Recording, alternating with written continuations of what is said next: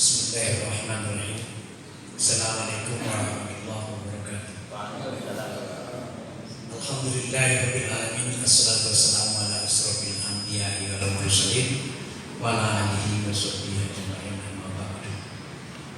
Marilah kita tidak henti-hentinya memanjatkan puji syukur kehadirat Allah Subhanahu wa taala yang telah memberikan kesempatan kepada kita untuk bisa melangkahkan kaki di majelis ini. Salam dan salawat selalu tercurah kiranya kepada Rasulullah SAW. Allahumma sholli ala Muhammad wa ala Muhammad. Dan semoga juga nanti kita diberikan syafaat di yaumil akhir. Baik, pada hari ini saya ingin berbagi ilmu dengan kita. Setiap guru, ustadz ataupun kalau kami seperti saya ini dosen, itu bukan karena dia pintar berbicara lalu kemudian dia membagikan ilmunya, tetapi dia sungguh-sungguh bersedia mencari dalil. Jadi sebenarnya kita itu harus berpangku kepada dalil. Dalil apa dalilnya? Tentu Al-Quran dan hadis atau pendapat para ulama yang kita nilai bisa menjadi pegangan di dalam menjalankan ilmu. Karena ilmu itu perlu. Tentu di dalam keluarga pun seperti itu, untuk mendidik anak-anak kita, keluarga kita, bahkan anak dan istri, cucu mungkin perlu kita pahami secara runtut di dalam sehari-hari dalam keluarga kita. Itu yang paling penting bagi kita. Oleh karena itu ada hal-hal yang ditunjukkan oleh Allah kepada kita, seperti pada ayat At-Tahrim ayat 6, peliharalah keluarga itu ya. Bismillahirrahmanirrahim. Ya ayyuhalladzina amanu qu anfusikum wa ahlikum nar. Ya, ini yang paling penting. Setengah saya baca itu wa ahlikum nar. Kenapa? Karena Allah, ini kata Allah, bukan kata kita, bukan pesan daripada kakek nenek kita, tapi Allah sendiri yang menekankan, jaga keluarga. Hai orang-orang yang beriman. Dikatakan kepada orang yang beriman, bukan wahai manusia.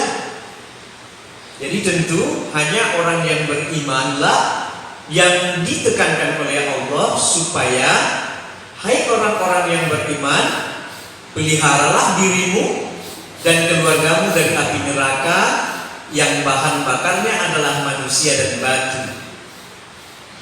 Artinya Allah menyebutkan bahwa ada manusia dan batu sebagai bahan bakar.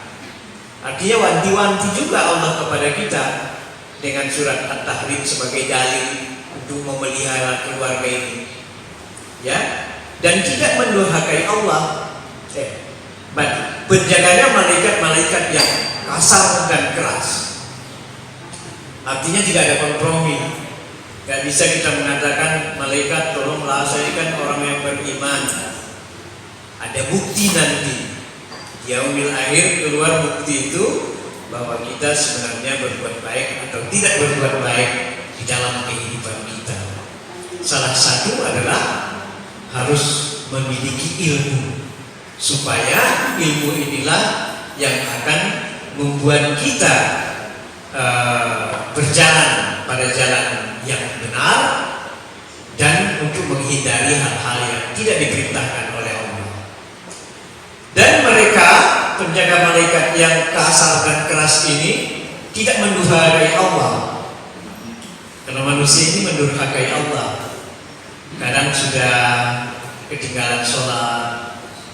Nah, kalau disuruh puasa pada bulan Ramadan, ada yang tertinggal puasanya dengan berbagai alasan. dan seringkali menyakiti orang, misalnya itu kan tidak disuruh oleh Allah. Hindarilah berbuat yang tidak baik, kan kata Allah kepada kita. Oleh karena itu, malaikat ini tidak mendurhakai Allah terhadap apa yang diperintahkannya kepada mereka dan selalu mengerjakan apa yang diperintahkan.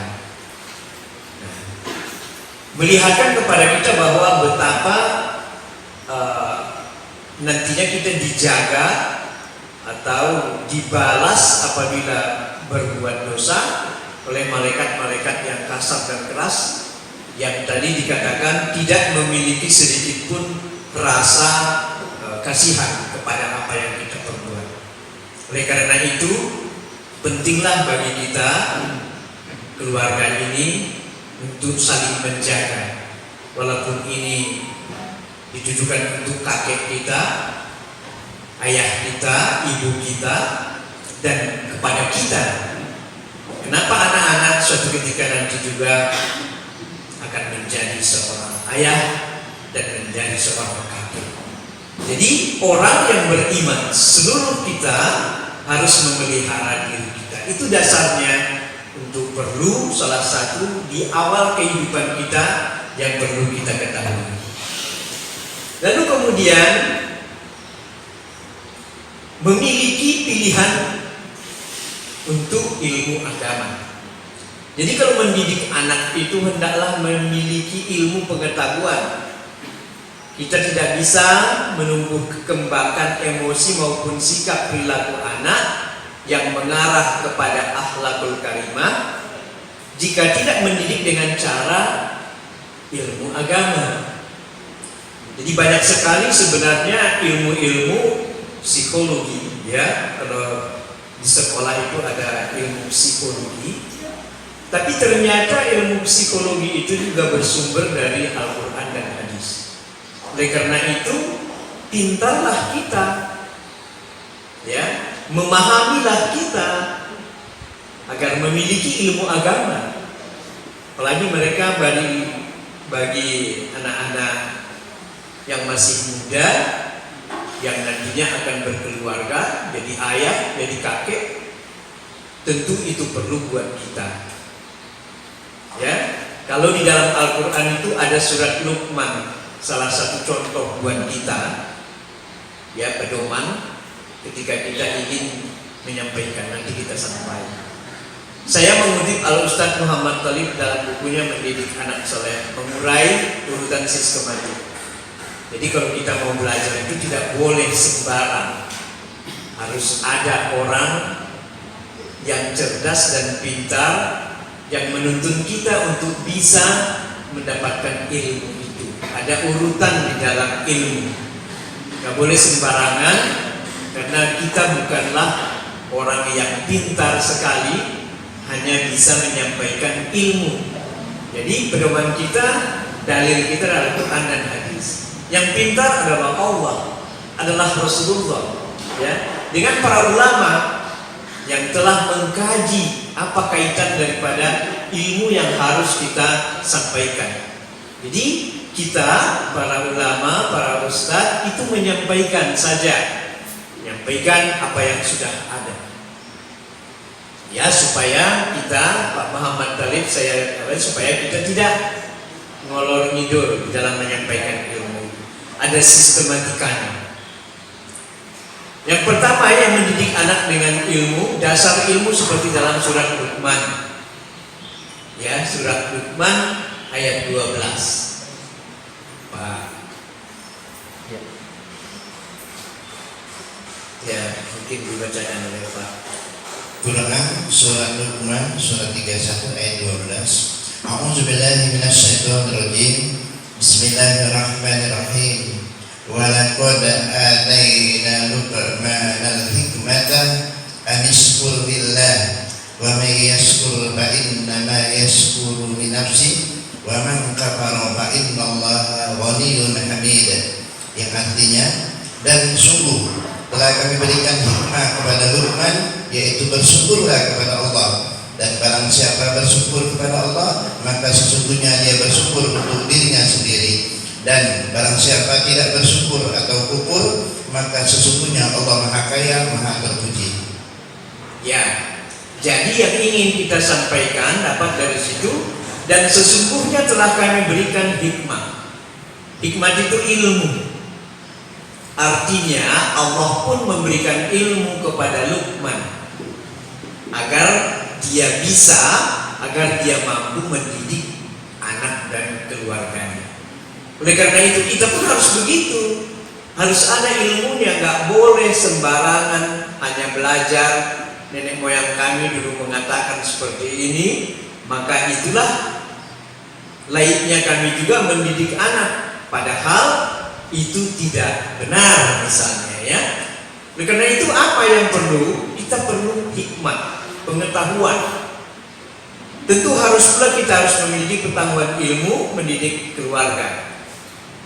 Jadi dia bilang begitu, jangan asal mendidik ya. Wah, nenek-nenek moyang kami, mereka juga punya ilmu pada zamannya. Karena disebutkan juga di dalam hadis, didiklah anakmu atau keluargamu atau berikan pelajaran kepada masyarakatmu pada zamannya. Didik anak itu pada zamannya. Jadi tidak boleh kita anak ini yang kita didik ini sama dengan keinginan kita saja, tidak boleh juga. Harus pada zamannya. Zamannya zaman milenial, kita harus bisa mengikuti pada zaman itu. Tapi yang menurut kita sesuai dengan koridor, itulah ilmunya. Kalau di dalam Al-Quran itu ada semuanya. Di dalam hadis Rasulullah sunnahnya ada. Jadi kita tidak boleh. Ini ingin menunjukkan, Allah ingin menunjukkan surat Luqman ayat 12 ini, bahwa sesungguhnya telah kami berikan hikmah. Allah mengatakan kami berikan ilmu loh dia. Jadi kalian pun harus punya ilmu dalam mendidik. Luqman pun begitu, dalam mendidik dia harus punya ilmu. Tentu dalam berbuat apa saja pun kita harus punya ilmu tentunya. Makanya mencari ilmu itu adalah wajib bagi setiap orang yang beriman. Kemudian dasar ilmu yang lain kita bisa baca di dalam surat Al-Alaq ayat 1-5. Auzubillahi minasyaitonir rajim. Iqra bismi rabbikal ladzi khalaq. Itu salah satu, bacalah wahai Nabi. Allah berkata dan Allah mengatakan, Nabi bacalah. Bacalah itu apa? Berpengetahuanlah kamu. Jadi membaca tidak hanya membaca seperti apa yang kita ketahui saja, membaca Al-Quran, tapi kita tidak memahami.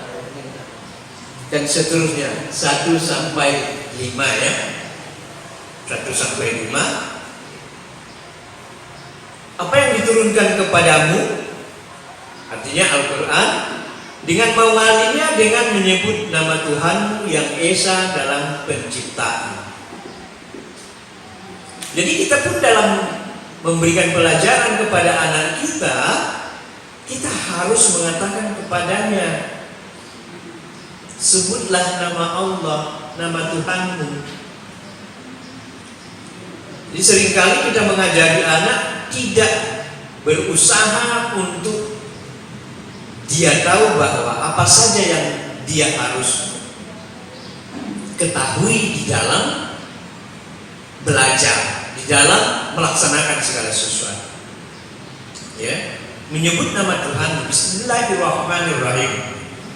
Kita dianjurkan untuk setiap saat melaksanakan sesuatu diucapkan dengan mengawali Bismillah.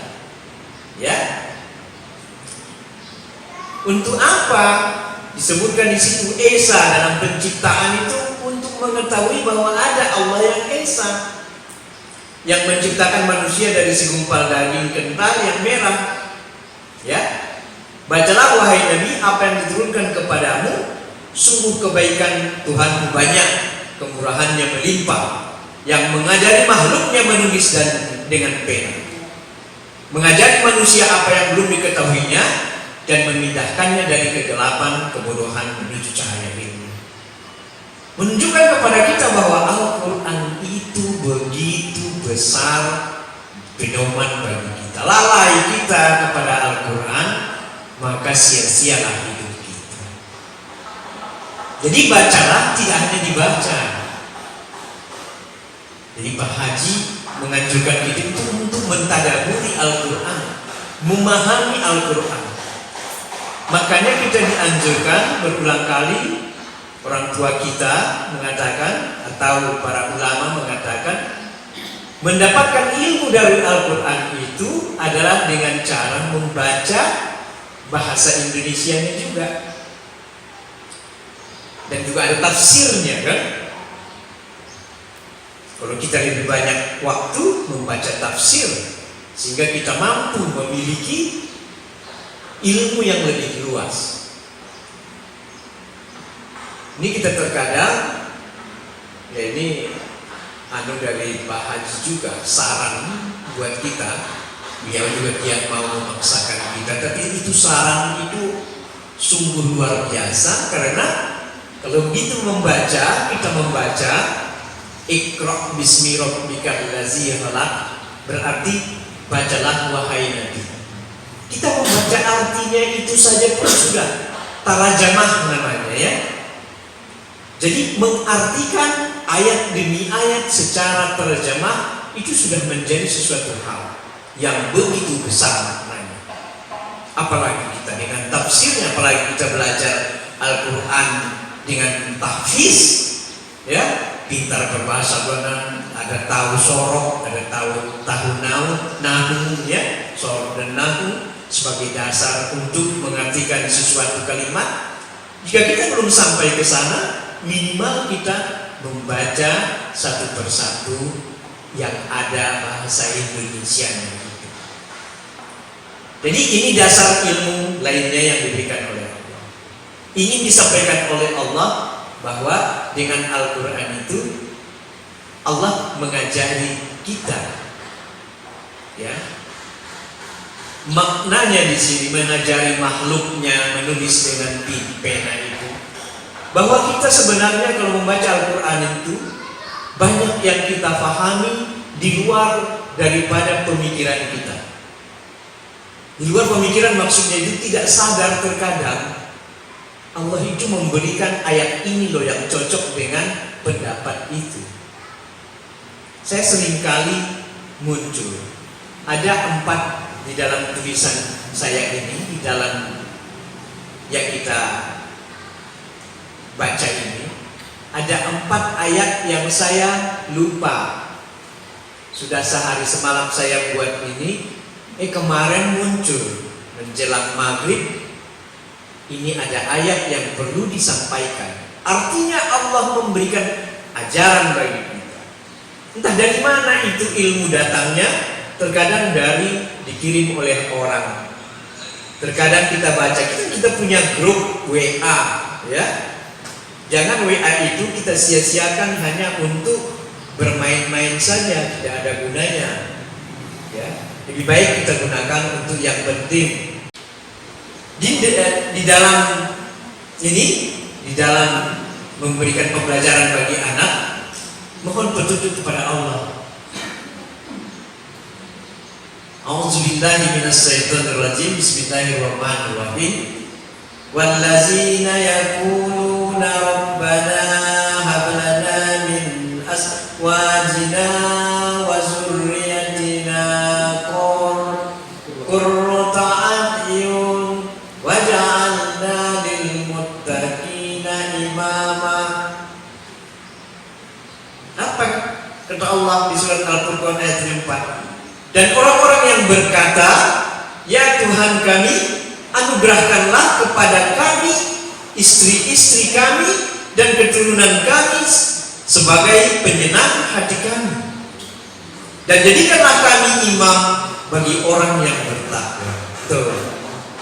Jadi ini bukan pilihan buat kita yang sudah tua saja, pilihan bagi mereka yang muda juga tentunya. Ya, mohon petunjuk kepada Allah. Jadi setiap kita memberikan petunjuk kepada anak kita, kita juga harus meminta petunjuk kepada Allah. Ya Allah ya Tuhan, berikanlah mendidik anak-anakmu.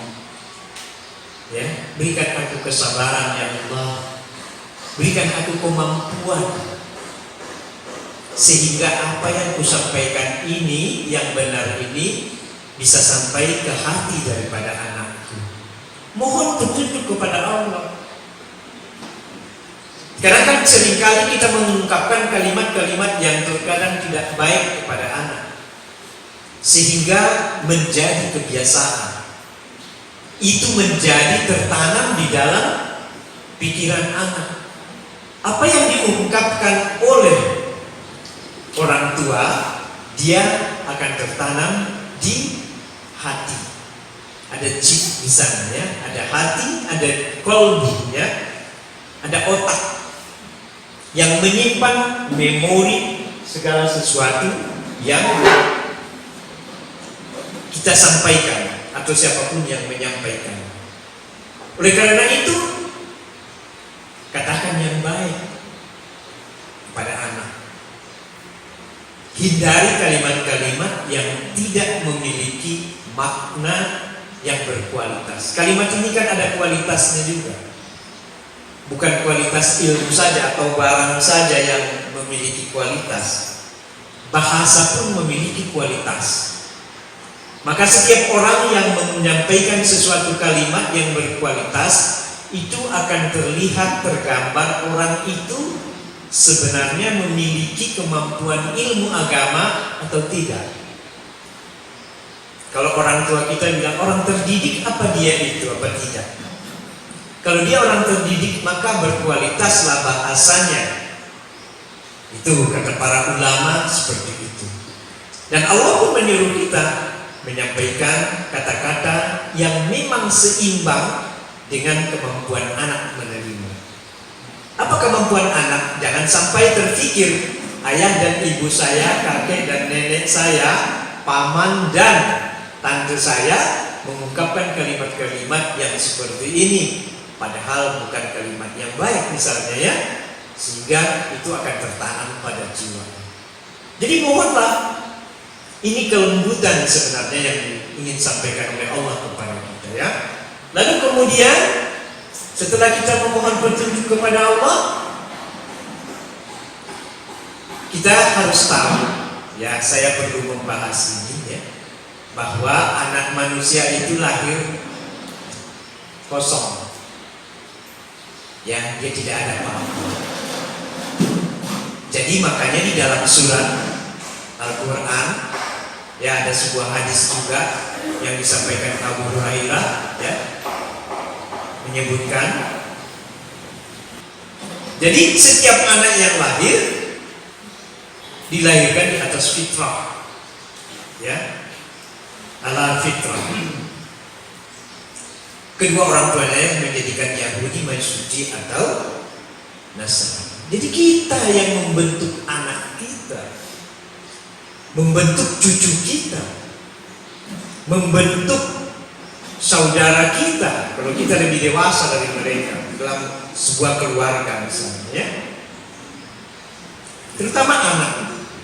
Dalam hadis Abu Hurairah mengatakan itu, kamulah mau kamu ciptakan apa anak kamu itu kamu sendiri. Jadi kita orang tua menuliskan catatan setiap kehidupan anak. Gak ada itu orang lain, kita ini. Makanya pertanggungjawaban kepada Allah itu adalah orang tuanya. Karena yang mengisi kertas kosong itu, kertas putih bersih itu, anak dalam arti fitrah itu bersih. Ketika anak lahir, dia dalam kondisi sangat bersih. Jadi orang tuanya inilah sebenarnya yang mengotorinya. Orang tuanya inilah yang membersihkannya. Mau menjadikan agamanya apapun, ternyata orang tuanya disebutkan di dalam hadis ini. Ini sangat mulia tentunya. Ya, mendidik anak dasar Al-Quran dan Sunnah itu ada juga dasarnya. Ya, ada riwayat Ibnu Abbas, artinya yang kita bahasa Indonesianya, Bukalah lidah anak-anak kalian pertama kali dengan kalimat La ilaha illallah. Dan saat mereka hendak meninggal dunia, maka bacakanlah La ilaha illallah. Sungguhnya barang siapa awal dan akhir pembicaraannya La ilaha illallah, kemudian ia hidup selama 1000 tahun, maka dosa apapun tidak akan ditanya kepadanya. Jadi artinya apa?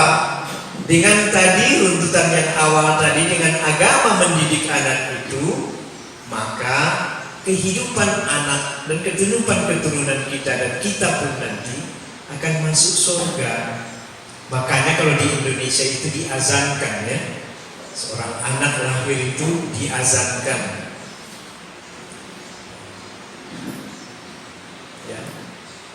Disebutkan kalimat La ilaha illallah pertama kali anak terlahir.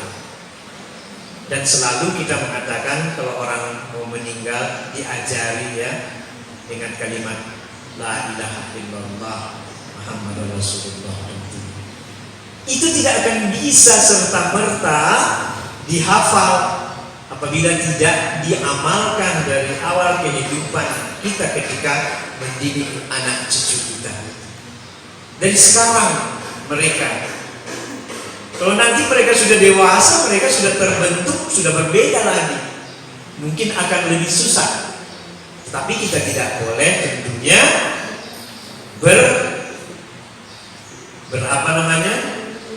berfrustasi lah, tidak boleh merasa tidak mampu.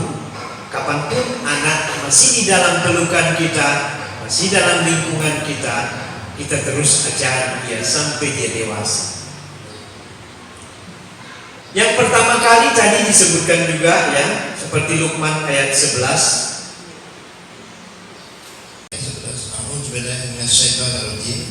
Bismillahirrahmanirrahim. Hadza khalqullahu fa'aruni madza khalaqal ladzina min duni balidz zalimina fi dhalalin mubin. Jadi Luqman ini contoh, surat Luqman ini bagi kita contoh. Dia katakan apa? Inilah ciptaan Allah. Jadi bahwa manusia itu adalah ciptaan Allah. Kita perkenalkan anak kita, anakku, ya setelah dia memahami ya, anakku, manusia ini ciptaan Allah. Karena ciptaan Allah, maka kita pun akan kembali kepada Allah nanti. Tentu dengan seragam ilmu, makanya saya bilang tadi perlu berilmu. Apa yang harus kita katakan terlebih dahulu? Ciptaan Allah itu adalah manusia, dia harus taat, dia harus beribadah, mau mengaji, membaca Al-Quran, mau sholat, mau puasa, ya, dan mau mengetahui ibadah-ibadah dasar, ya, berbuat baik kepada orang lain, berkata yang baik, tidak berkata kasar kepada orang lain, merangkul teman, bersahabat, menjalin silaturahmi, rahimnya, ya, memberikan pengetahuan kepada orang tua. Pengetahuan dalam arti kata menghargai orang tua. Kita ajarkan dia seperti itu lebih awal. Lalu kemudian memberi pelajaran. Luqman ayat 13 start. Quran surat Luqman ayat 13. A'udzubillahi minasyaitonirrajim. Bismillahirrahmanirrahim. Wa idz qala Luqman li ibnihi wa huwa ya'izuhu ya bunayya la tusyrik billah inna syirka la zulmun azim. Yang artinya, dan ingatlah ketika Luqman berkata kepada anaknya ketika dia memberi pelajaran kepada anaknya, wahai anakku, janganlah engkau menyekutukan Allah. Sesungguhnya menyekutukan Allah adalah benar-benar kezaliman yang sangat besar. Jadi Luqman mengajarkan kepada anaknya untuk tidak menyekutukan Allah. Hai anakku, Allah menyebut kalau kamu mau memanggil anakmu, hai anakku. Artinya kalau di dalam bahasa itu, hai anakku itu adalah orang yang memiliki kelemah lembutan. Nanti ada ayat ini. Jadi Luqman berkata pada anaknya di waktu memberi pelajaran, "Hai anakku, janganlah kamu mempersekutukan Allah." Ada dasarnya di dalam Al-Quran untuk mengajari anak kita untuk tidak mempersekutukan Allah.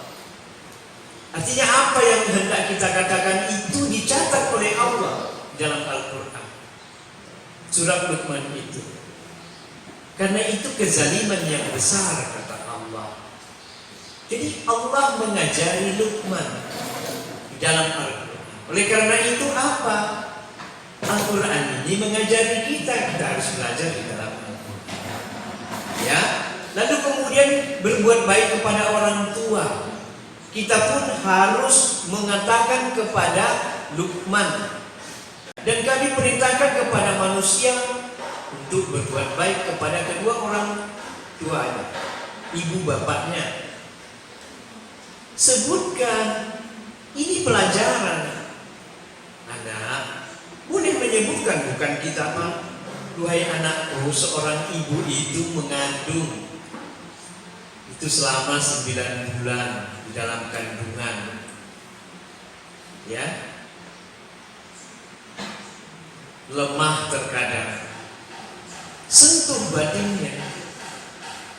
Jadi oleh karena itu anakku, berbuat baiklah kepada orang tuamu yang telah melahirkanmu, ya. Bersyukurlah kepadaku dan kepada orang tua bapakmu." Syukur kepada Allah, sebutkan, "Hanya kepada Akulah kamu kembali," kata Allah. Jadi kita diajari di dalam surat Luqman ayat 14 itu. Jadi kita nggak usah cari terlalu macam-macam, entah di mana-mana ilmunya. Itu di dalam Al-Quran saja. Katakan kepada anak itu supaya dia berbuat baik. Untuk apa? Karena berbuat baik kepada orang tua itu sangat mulia. Kita sudah banyak mendengarkan kisah, kita tidak usah ulang lagi di sini. Betapa banyaknya di dunia dan akhirat mendapatkan pahala. Di dunia pun mendapatkan pahala. Orang-orang itu nyata terkadang pahala itu muncul jika dia berbuat baik kepada orang tuanya. Tidak pernah mengatakan tidak pernah membantah orang tua. Harus demikian. Dan kemudian saya bacakan artinya saja, Bismillahirrahmanirrahim. "Dan jika keduanya memaksamu untuk mempersekutukan aku, ya, aku sesuatu, ya, dengan aku sesuatu yang tidak ada pengetahuan tentang itu, maka janganlah kamu mengikuti keduanya." Jadi itu juga. Kalau orang tua kita itu kira-kira, ya kan, mengajarkan sesuatu yang tidak boleh, jangan kita ikuti. Bagaimana kita bisa memahami itu? Karena di dalam rumah tangga sudah diajarkan Al-Quran. Maka anak pun dia tidak akan mau, karena orang tuanya, ya, kakek neneknya memberitahu kepadanya yang baik-baik saja. Artinya dia tidak akan mungkin mau melakukan kegiatan itu apabila itu benar. Makanya kita harus berserah diri kepada Allah ketika mendidik anak kita, yang memang dengan segala permasalahan belakangan ini begitu banyak rintangan dan tantangan yang perlu kita pelajari agar tidak tersesat, agar tidak memiliki hal-hal yang tidak baik untuk anak kita. Semua ada dasarnya di dalam Al-Quran ini. Dan ayat 16,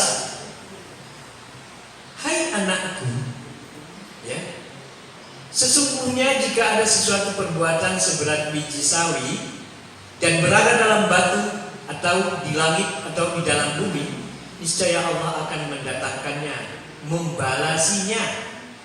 Sesungguhnya Allah Maha Halus lagi Maha Mengetahui." Apa kata Allah? Ini wasiat Luqman kepada anaknya. Jadi kita harus berkata kepada anak kita seperti Luqman itu.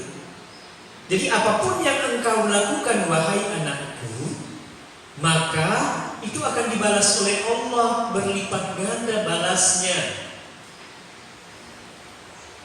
Lalu kemudian ajari dengan kelemah lembutan. Saya tadi sudah sebutkan, ada dasarnya di sini. Boleh ayat Luqman, surat Luqman 17. Ustaz.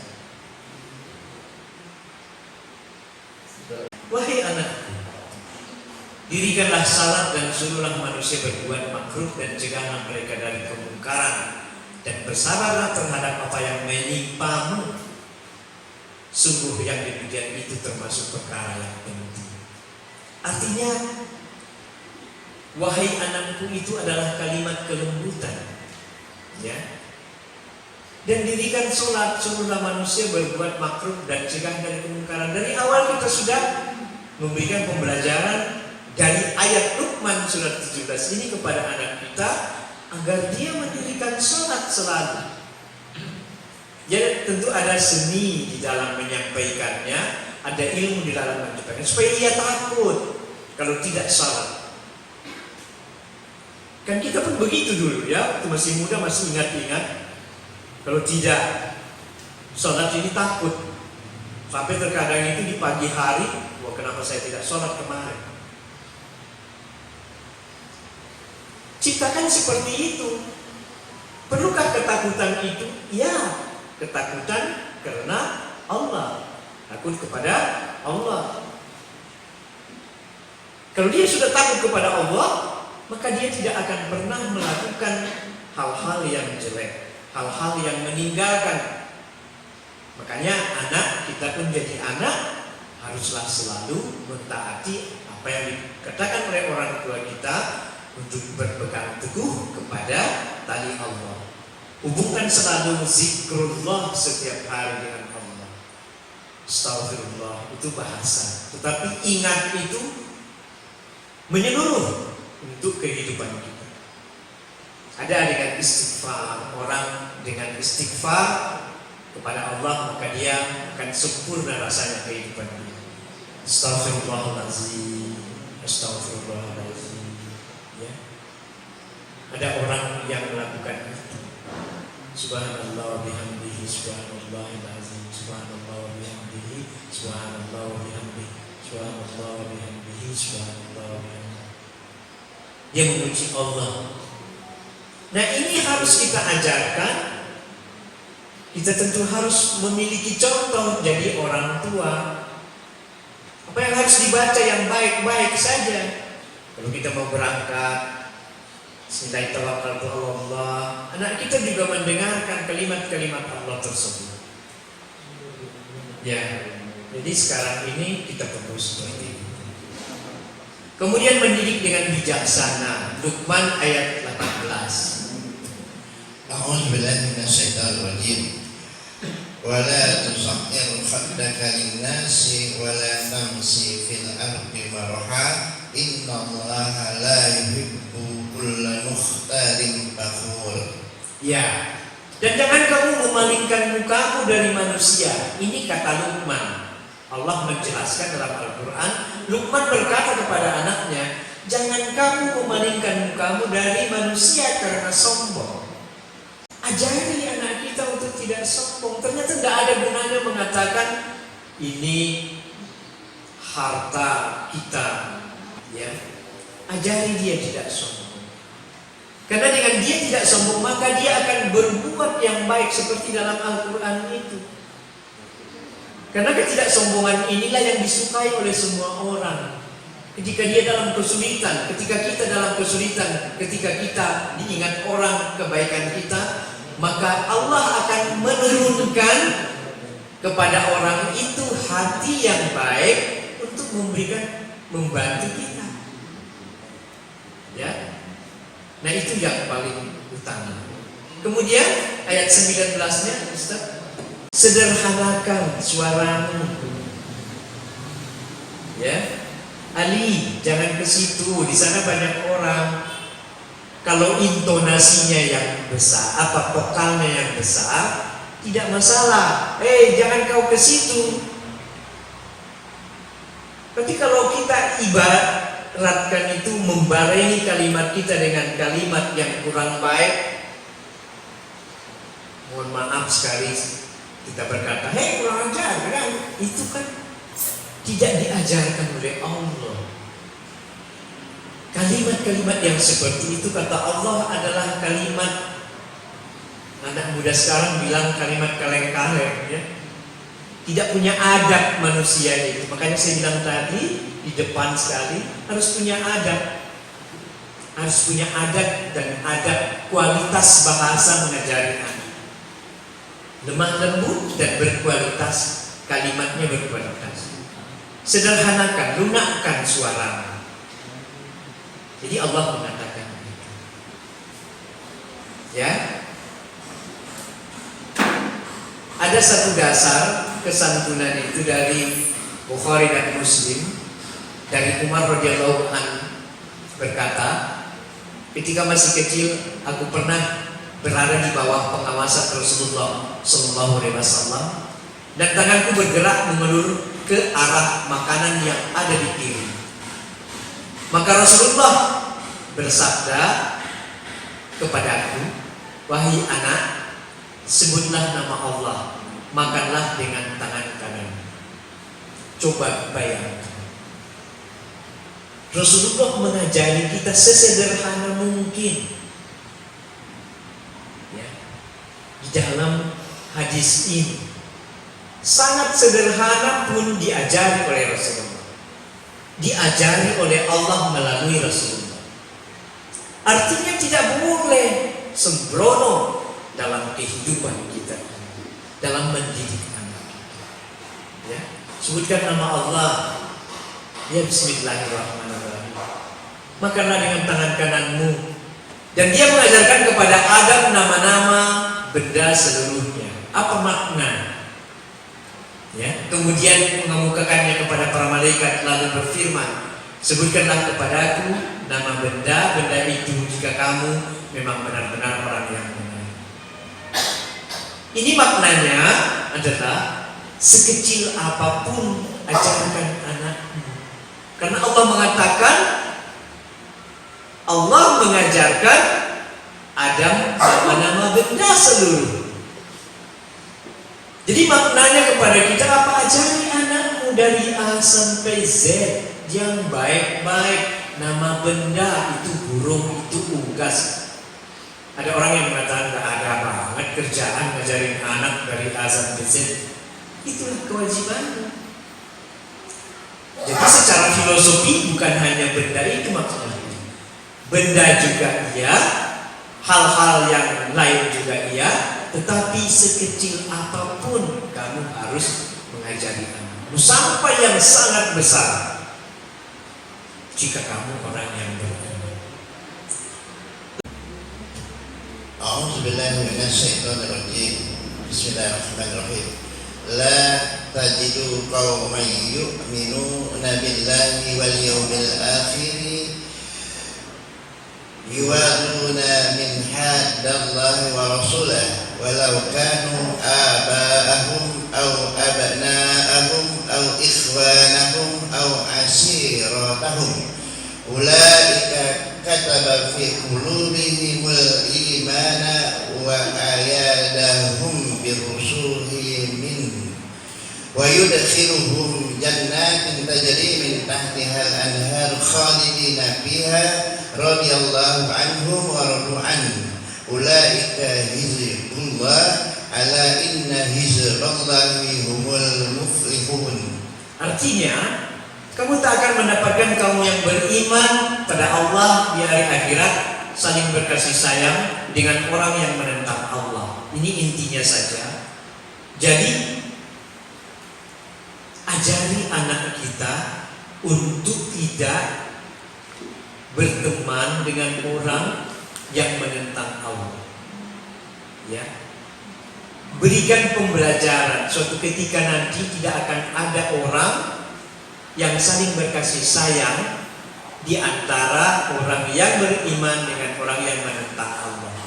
Jadi orang yang baik dengan orang yang tidak baik itu tidak akan pernah ada nanti suatu ketika muncul. Pasti selalu berseberangan. Oleh karena itu ajarkan kepada anak itu. Dari mana kita ketahui ini? Ada ayatnya di sini. Ada ilmunya semua kita untuk memberikan pembelajaran buat anak-anak kita. Makanya ada istilah ya di dalam Al-Quran juga dalam hadis disebutkan bahwa bertemanlah dengan orang-orang yang beriman, bertemanlah dengan orang-orang baik, orang yang mau ke sekolah, yang mau belajar agama. Jangan berteman dengan orang yang bandel-bandel. Kamu akan terikut nanti jadi bandel.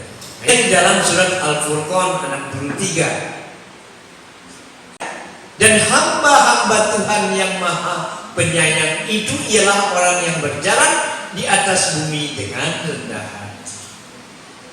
Ya, surat Al-Furqan 63 hendak mengatakan kepada sambungan dari yang tadi itu, berteman, kamu jangan sombong, berteman dengan orang baik dan berjalan di atas bumi itu dengan rendah hati. Itulah mereka yang akan disenangi oleh Allah, dikaruniai dan dimuliakan oleh Allah. Ya. Lalu kemudian juga ini berteman dengan yang seiman. Tadi saya sebutkan ya di ayat Al-Furqan ayat 27, artinya saja kita baca karena waktunya udah lewat 7 menit. Dan ingatlah hari ketika itu orang zalim menggigit kedua tangannya seraya berkata, aduh kiranya dulu aku mengambil jalan bersama Rasul. Artinya seandainya kita mau berjalan pada jalan yang benar sesuai yang dianjurkan oleh Rasulullah. Dan Al-Furqan ayat 28, Bismillahirrahmanirrahim, kecelakaan besarlah bagiku. Kiranya aku duduk tidak menjadi si fulan itu teman akrabku. Ya. Kenapa? Dia salah pilih teman. Al-Furqan ayat 29 artinya sesungguhnya dia telah menyesatkan aku dari Al-Quran sesudah Al-Quran itu datang kepadaku. Dan adalah setan itu tidak menolong manusia.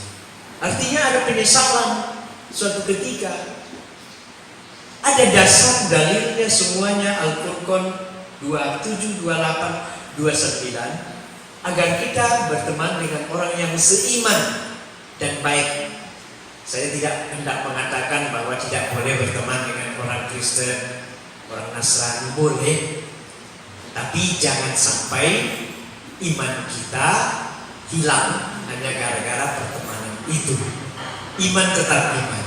Ya, bagimu agamamu, bagiku agamaku. Lalu orang tua harus jadi teladan, at-tagabun. Ya, wahai orang-orang yang beriman, sesungguhnya di antara istrimu, anak-anakmu ada yang menjadi musuh bagimu. Mereka berhati-hatilah kamu kepada mereka. Dan jika kamu maafkan dan kamu santuni serta ampuni mereka, maka sungguh Allah Maha Pengampun, Maha Penyayang. Ya kita harus rela. Mohon maaf ya anaknya. Ada orang yang tidak mau minta maaf sama anaknya. Ya, kalau saya salah, supaya dia tidak menjadi musuh. Ya, jadi kita harus ajari dia untuk juga bisa memaafkan orang lain. Ya, itu teladan namanya. Ya. Mau minta maaf itu kan sangat sulit, tapi kita diperintahkan untuk bersedia meminta maaf. Ya, jadi ini satu hal kajian kita hari ini. Pembelajaran buat kita dari Al-Quran yang begitu luasnya diberikan kepada kita. Mungkin itu saja yang dapat saya sampaikan. Semoga ilmu yang kita peroleh dari Al-Quran dan hadis ini menjadi cemeti bagi kita, menjadi sesuatu yang bermanfaat, keberkahan buat kita untuk bisa kita amalkan. Itu saja. Wabillahi taufiq wal hidayah. Assalamualaikum warahmatullahi wabarakatuh. Waalaikumsalam warahmatullahi wabarakatuh.